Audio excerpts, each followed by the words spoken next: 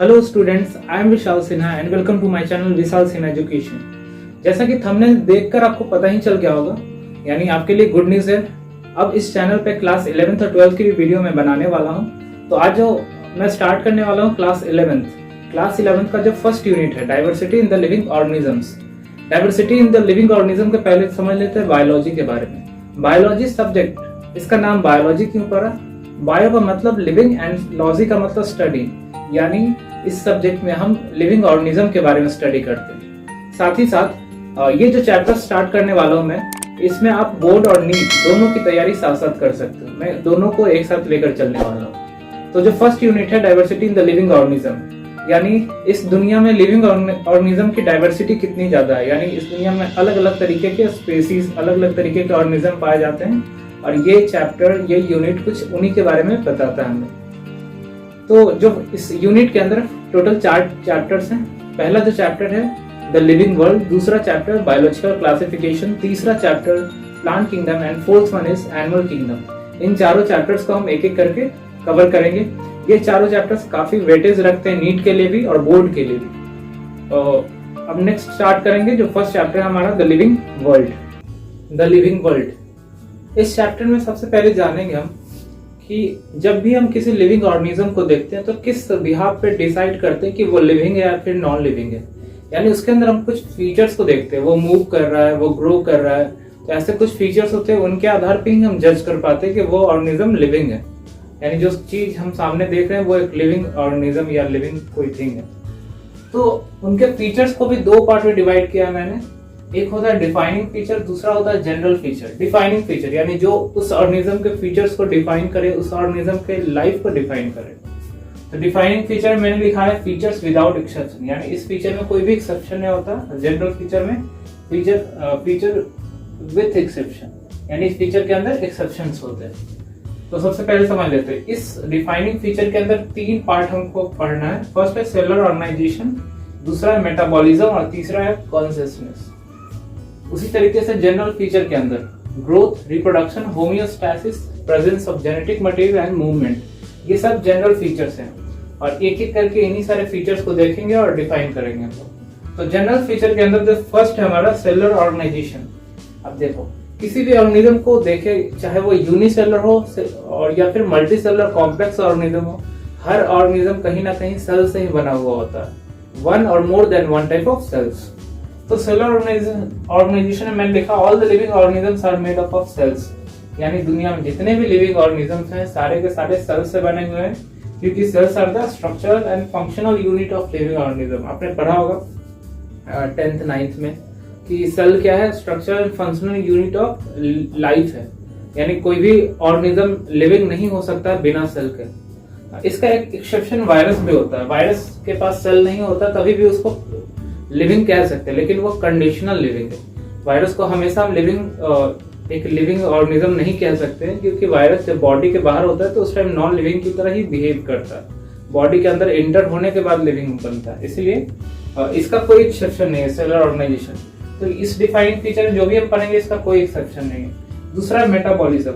Metabolism यानी हमारी body में हम लिविंग क्यों है, हम हर काम को कर पा रहे हैं क्योंकि हमारी बॉडी के अंदर रिएक्शंस हो रहे हैं। वो रिएक्शंस हमें एनर्जी प्रोवाइड कर रहे हैं और कहीं ना कहीं इन्हीं एनर्जी के कारण हम लोग अपने सारे काम को कंप्लीट कर पाते हैं। तो मेटाबॉलिज्म क्या है? Sum total chemical reactions taking place inside the living body is called metabolism. यानी एक लिविंग ऑर्गेनिज्म के बॉडी में जो होने वाले रिएक्शंस है उनको मेटाबॉलिज्म कहा है। रिएक्शन में क्या होता है, या तो कोई प्रोडक्ट बनता है या तो कोई प्रोडक्ट ब्रेक होता है, या कंबाइन करेगा या ब्रेक होगा।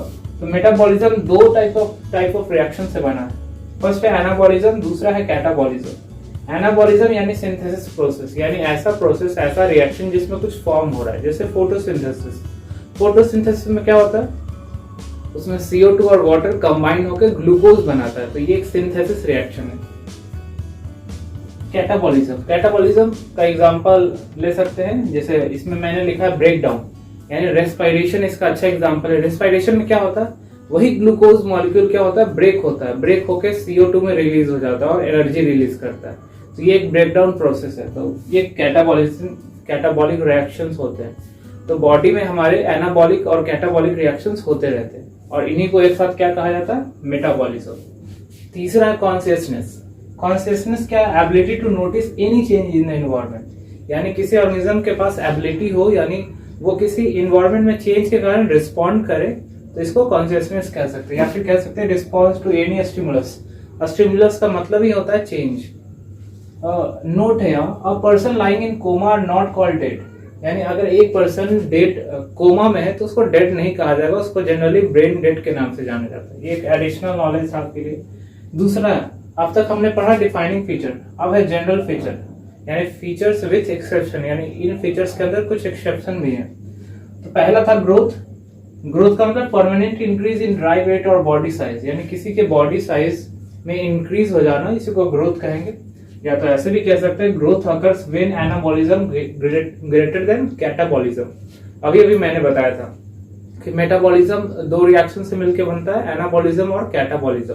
एनाबॉलिज्म यानी कुछ बनना, और कैटाबॉलिज्म मतलब कुछ ब्रेक होना, यानी हमारी बॉडी में अगर कुछ बन रहा है और कुछ ब्रेक हो रहा है, तो बनने का जो रेट है वो अगर ज्यादा है तो हमारे अंदर ग्रोथ हो दिखेगा, और कैटाबॉलिज्म यानी कुछ ब्रेकडाउन होने का जो रेट है वो कम होना चाहिए।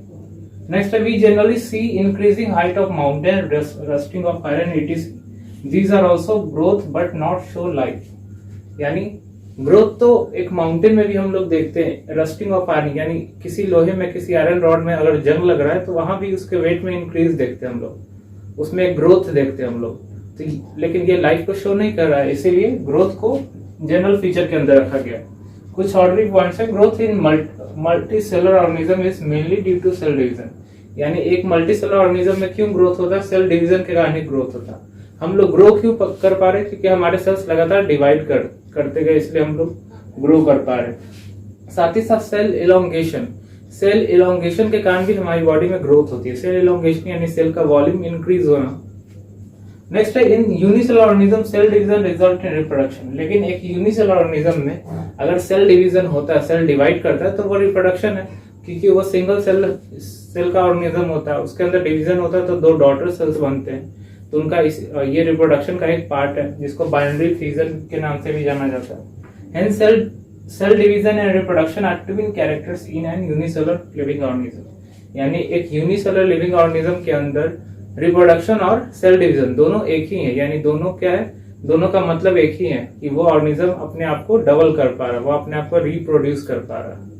नेक्स्ट है रिप्रोडक्शन। रिप्रोडक्शन क्या है? रिप्रोडक्शन एक प्रोसेस है जिसमें एक ऑर्गेनिज्म अपने ही जैसे दूसरे ऑर्गेनिज्म को रिप्रोड्यूस या प्रोड्यूस करता है। तो मैंने लिखा है production of individual of its on type, यानी किसी इंडिविजुअल का प्रोडक्शन होना अपने ही तरीके से, अपने ही पेरेंट्स के जैसे ही। इसका एक्सेप्शन क्या है? यानी रिप्रोडक्शन ऐसा नहीं कि जो ऑर्गेनिज्म नहीं कर सकते वो नॉन लिविंग है। जैसे एग्जांपल वर्कर्स हनी बी, यानी कि हनी बी के कुछ ग्रुप्स होते हैं जो काम करते हैं लेकिन वो रिप्रोडक्शन नहीं कर सकते, लेकिन उनको भी हम लोग लिविंग ही कहेंगे। म्यूल, म्यूल क्या है? मेल डंकी और फीमेल हॉर्स का क्रॉस है म्यूल, ये भी स्टेराइल है, यानी ये भी रिप्रोडक्शन नहीं कर सकता। स्टेराइल कपल यानी ऐसे बच्चे जो, ऐसे माँ बाप जो बच्चे को जन्म नहीं दे सकते, वो स्टेराइल कपल, तो वो भी लिविंग है। नेक्स्ट है थर्ड नंबर, होमियोस्टैसिस। होमियोस्टैसिस क्या है? यानी किसी भी लिविंग ऑर्गेनिज्म के अंदर अपने टेम्परेचर को मेंटेन करने की एबिलिटी को होमियोस्टैसिस कहा जाता है। तो सारे ऑर्गेनिज्म के पास ये एबिलिटी नहीं होती, लेकिन सब लोग लिविंग है। 4 नंबर है presence of genetic material. Genetic material क्या होता है? यानी वो मटेरियल जो एक जनरेशन से दूसरे जनरेशन में ट्रांसफर हो। जनरली डीएनए होता है, डीएनए का फुल फॉर्म डीऑक्सीराइबोन्यूक्लिक एसिड। तो देखिए यहाँ मटेरियल रिस्पॉन्सिबल फॉर हेरिडिटी, यानी वो मटेरियल जो हेरिडिटी के लिए रिस्पॉन्सिबल होता है। हेरिडिटी क्या होता है? हेरिडिटी एक प्रोसेस है जिसमें transmission of character from one generation to the next, यानी माँ बाप से एक कैरेक्टर को उसके बच्चे में ट्रांसफर होना, इस प्रोसेस को हेरिडिटी कहा जाता है। तो जेनेटिक मटेरियल के कारण ही ये चीजें हो पाती है। यानी कह सकते हैं कि लिविंग ऑर्गेनिज्म में जेनेटिक मटेरियल होगा, लेकिन जिसमें जेनेटिक मटेरियल होगा वो लिविंग हो ऐसा जरूरी नहीं है, क्योंकि एक्सेप्शन में मैंने लिखा virus have genetic material but they are not living. Virus के पास भी जेनेटिक मटेरियल होता है, या तो डीएनए या तो आरएनए, राइबोस न्यूक्लिक एसिड, लेकिन वायरस को लिविंग नहीं कह सकते। वायरस क्या है? Virus is the connecting link between living and non living. Virus को कनेक्टिंग लिंक कहा जाता है, क्योंकि न लिविंग रहा और न नॉन लिविंग रहा। 4th है मूवमेंट। मूवमेंट आप समझ सकते हो, प्लांट्स जनरली मूव नहीं करते हैं, लेकिन प्लांट भी लिविंग ऑर्गेनिजम्स में ही आते हैं। टैक्सोनॉमी, जो हमारा नेक्स्ट टॉपिक है वो है टैक्सोनॉमी। टैक्सोनॉमी का मतलब क्या होता है? टैक्सोनॉमी दो वर्ड से मिलकर बना है। पहला टैक्सिस, टैक्सिस का मतलब अरेंजमेंट, और दूसरा नोमोस मतलब लॉ। यानी इसमें कुछ लॉज हम देखेंगे अरेंजमेंट के कुछ लॉज होते हैं उनको देखेंगे। Generally father of taxonomy Carolus Linnaeus, shortcut में उनको लीनियस के नाम से भी जाना जाता है। आखिर ये टैक्सोनॉमी क्या है? ये टैक्सोनॉमी बायोलॉजी का वो पार्ट है जिस टॉपिक में हम अरेंजमेंट पढ़ते हैं, यानी अलग अलग ऑर्गेनिज्म को किस तरीके से अरेंज किया गया है इस दुनिया में, उसको पढ़ेंगे हम लोग। इसी को लिखा मैंने, taxonomy includes study of following points. कुछ पॉइंट्स के स्टडी को इंक्लूड करता है टैक्सोनॉमी। फर्स्ट है आइडेंटिफिकेशन, दूसरा है नोमेनक्लेचर एंड तीसरा है क्लासिफिकेशन। इसको समझने से पहले बस एक एग्जांपल समझो कि मान लो मैं यहां से निकलता हूं और मुझे कोई न्यू स्पेसीज दिखती है। उस स्पेसीज को आज तक इस दुनिया में किसी ने नहीं देखा। तब काम क्या होगा इंसान का? उस स्पेसीज को आइडेंटिफाई करना, पहचानना कि वो स्पेसीज किससे मिलता है, किसकी स्पेसीज से ज्यादा मिलता जुलता है। वो बर्ड की तरह है या एनिमल की तरह है या फिश की तरह है, इससे हम कंपेयर करते हैं। उसके बाद उसका नेमिंग करते हैं, उसका नाम लिखते हैं और मतलब उसको क्या नाम देंगे वो नामकरण करते हैं उसका। और तीसरा क्या करते हैं? उसको क्लासिफाई करते हैं उस पर्टिकुलर ग्रुप में, जिस ग्रुप में उसको आसानी से पढ़ सकते हैं। Identification, a process by which an organism is recognized from the other already known organism and is assigned to a particular taxonomic group is called identification. Identification, मान लो आपने कोई नई स्पेसीज देखी, कोई एक बर्ड देखा जिस बर्ड को आज तक दुनिया में किसी ने नहीं देखा, तो आपको देखते ही पता चल गया कि ये एक बर्ड है। क्यों? क्योंकि उसके कुछ फीचर्स थे, उसके कुछ कैरेक्टर्स थे जो बर्ड्स की तरह मिलते जुलते हैं। तो हम किसी चीज को आइडेंटिफाई इसीलिए कर पाते हैं कि हम उस चीज को दूसरे चीज से कंपेयर करते हैं। दूसरा है नोमेनक्लेचर। अब उस नए स्पेसीज का हम नाम रखेंगे। The naming of organism according to international scientific rules is called nomenclature. यानी किसी नए ऑर्गेनिज्म, नए स्पेसीज का नाम रखने के लिए भी कुछ रूल्स फॉलो करने होते हैं, साइंटिफिक रूल्स। उनको फॉलो करते हुए हम उनका नेमिंग करते हैं। उन रूल्स के बारे में भी मैं पढ़ाऊंगा आपको। तीसरा क्लासिफिकेशन यानी बांट देना। A process by which any organism is grouped into convenient categories on the basis of some easily observable characters। यानी उस ऑर्गेनिज्म के अंदर कुछ ऐसे कैरेक्टर्स को देखेंगे जो आसानी से पहचाने जा सकते हैं और उस कैरेक्टर के आधार पे उसको पर्टिकुलर ग्रुप में रखा जाएगा। मान लो मैंने वो स्पेसीज देखा जो बर्ड की तरह दिखता था, तो उसको किस ग्रुप में रखा? बर्ड वाले ग्रुप में रखा। नेक्स्ट है, यहाँ एक पॉइंट है, एडिशनल पॉइंट, सिस्टमेटिक्स। ये वर्ड बायोलॉजी में यूज होता है, खासकर टैक्सोनॉमी इस टॉपिक में।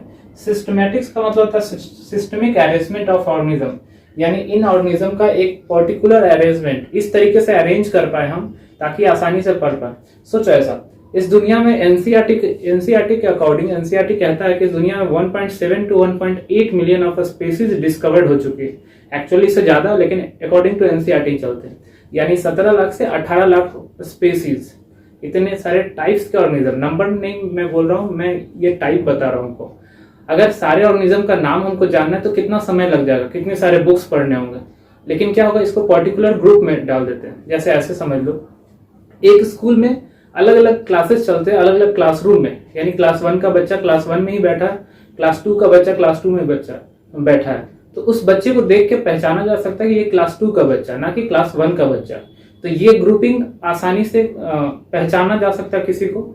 अगर सारे बच्चों को एक ही क्लास में बैठा दिया, 1 से लेकर 10 तक के बच्चों को एक ही क्लास में बैठा कर पढ़ाए, तो काफी मुश्किल हो जाएगा उसको पहचानना कि कौन बच्चा किस क्लास में।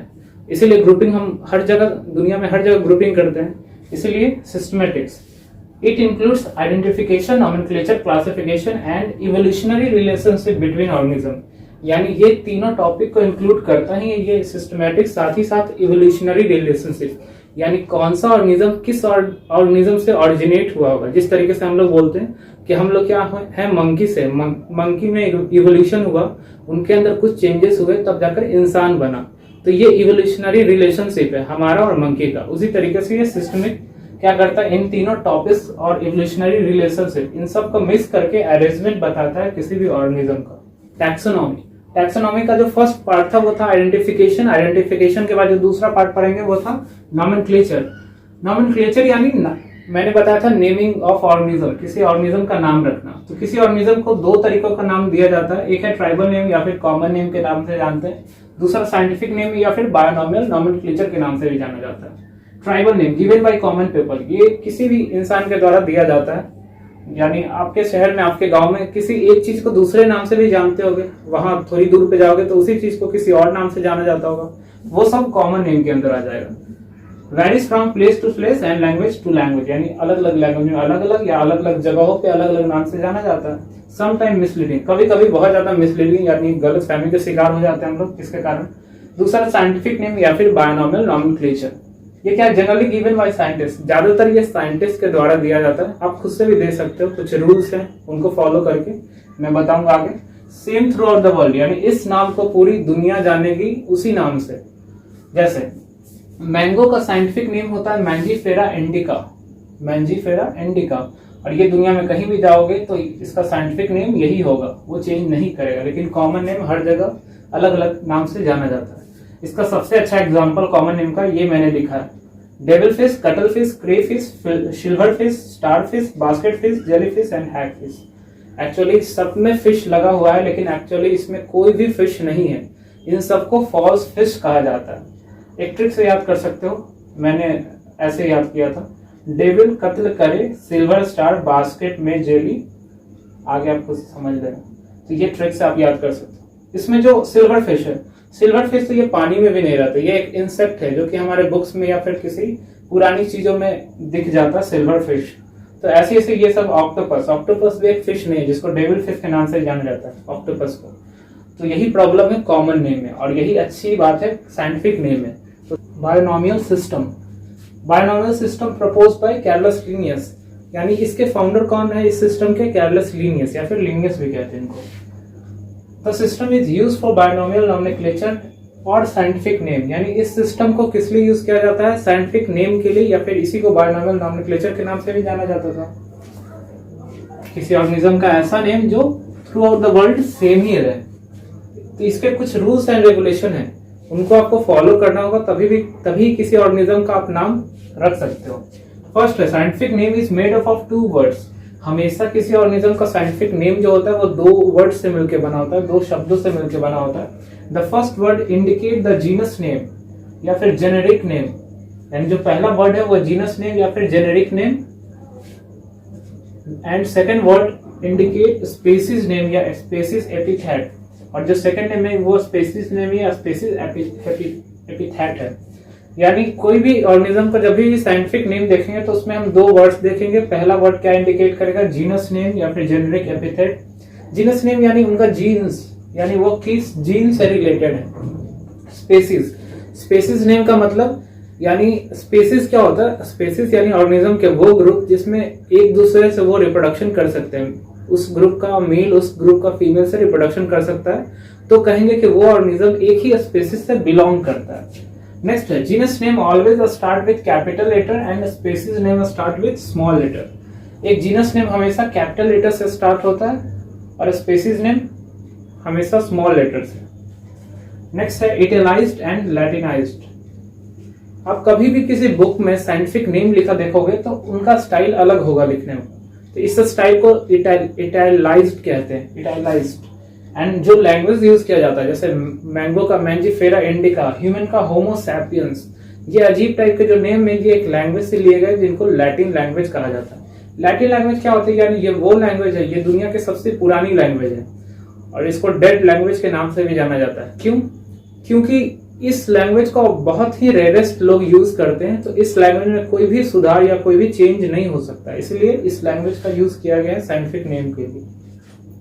दूसरा, जब किसी ऑर्गेनिज्म का साइंटिफिक नेम लिखते हैं हम लोग, अगर कंप्यूटराइज है तो वो इस फॉर्म में इटैलाइज्ड एंड लैटिनाइज्ड होगा, लेकिन अगर हम हाथ से लिखते हैं तो उस रीजन में दोनों पर्टिकुलर नेम को अंडरलाइन करेंगे, सेपरेटली अंडरलाइन करेंगे, यानी जीनस नेम को भी और स्पीसीज नेम को भी। मैंने भी अंडरलाइन कर रखा है, ये दोनों अलग अलग लाइंस होंगे, ये दोनों लाइंस मिक्स नहीं होंगे, ये रूल है इसका। और भी बहुत सारे रूल्स है इसके। अगर साइंटिस्ट ने ये नेम प्रपोज किया है तो ये नेम के आगे वो अपना नाम दे सकते हैं, लेकिन ब्रैकेट फॉर्म में। दूसरा next, in case of new discovery, मान लो किसी न्यू स्पीसीज की डिस्कवरी होती है, the specimen should be presented to the concerned organisation, और उस स्पीसीज के जो स्पेसिमेन है उसको किसी ऑर्गेनाइजेशन को देना होगा हमें, ताकि वो प्रूव कर पाए कि हाँ ये जो स्पेसीज है ये न्यू स्पेसीज है, आज तक डिस्कवर नहीं हुई। वैसे ही दो ऑर्गेनाइजेशन के मैंने नाम लिखे, ICBN एंड ICZN।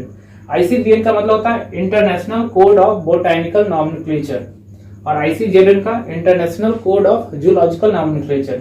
यानी अगर आपने किसी नए प्लांट को खोजा है तो इसके पास जाना है आपको, किसी नए एनिमल को खोजा है तो इसके पास। वैसे ही और भी बहुत सारे ऑर्गेनाइजेशन होते हैं, उसके अंदर जिस टाइप के आपने ऑर्गेनिज्म को डिस्कवर किया है उस टाइप के ऑर्गेनाइजेशन के पास आपको जाना होगा। नोट में मैंने लिखा टॉटोनिम्स। कभी कभी क्या होता है, एक ही ऑर्गेनिज्म का नाम जो स्पीसीज और जीनस होता है वो सिमिलर होता है। जैसे नाजा, ये कोबरा का नाम है, कोबरा का साइंटिफिक नेम नाजा। वैसे ही रैट का जो साइंटिफिक नेम होता है रैटस। इसमें मैंने उन चीजों का ध्यान दिया जो रूल्स रेगुलेशन हमने पढ़े, यानी जो स्पेसीज जो जीनस नेम है वो कैपिटल लेटर से और जो स्पेसीज नेम है वो स्मॉल लेटर से। दूसरा, दोनों को अंडरलाइन, जब भी यहां से लिखेंगे हैंड रिटन होगा तो अंडरलाइन होगा सेपरेटली। ये सिस्टम था, ये रूल था बायनोमियल नॉमेनक्लेचर का।